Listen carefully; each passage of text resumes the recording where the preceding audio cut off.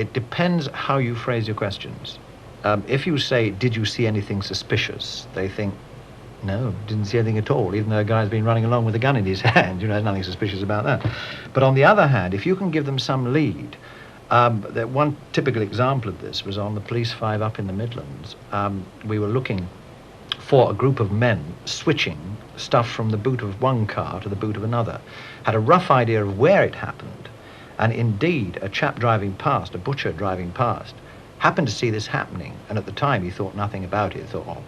But when he saw it on the programme, people switching from one boot of a car to another car, and he was on the phone, and not only that, he went along and he picked out from photographs from the albums, he picked out the 3 men who were doing the switching, and as a result, they're inside. Jeff, what sort of result do you get from each week's programme? We got 8 arrests as a result of one particular week's programme here.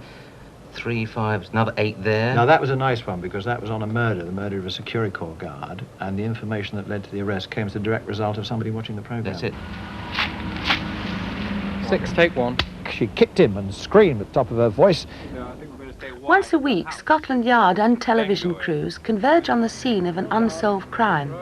Every detail is painstakingly reconstructed for millions of viewers. Somewhere, someone's memory might be jogged into filling in the vital gaps that complete the picture and ultimately lead to arrest.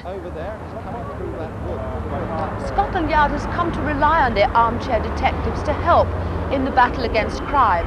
It's interesting to note that the success of this kind of exposure has not only made foreign countries sit up and take notice and introduce their own version of the programme. What you got on the next page there? But Shaw Taylor is actually paying a visit to Australia shortly.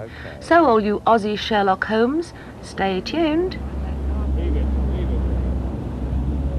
And as for once This Week in Britain gives Police 5 an international audience of armchair detectives, I'd like to leave you with an appeal for one of Britain's most wanted missing criminals, Lord Lucan, wanted since 1974 for the murder of his children's nanny.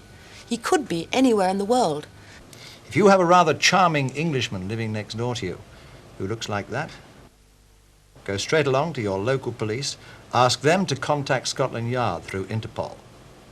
We'll do the rest.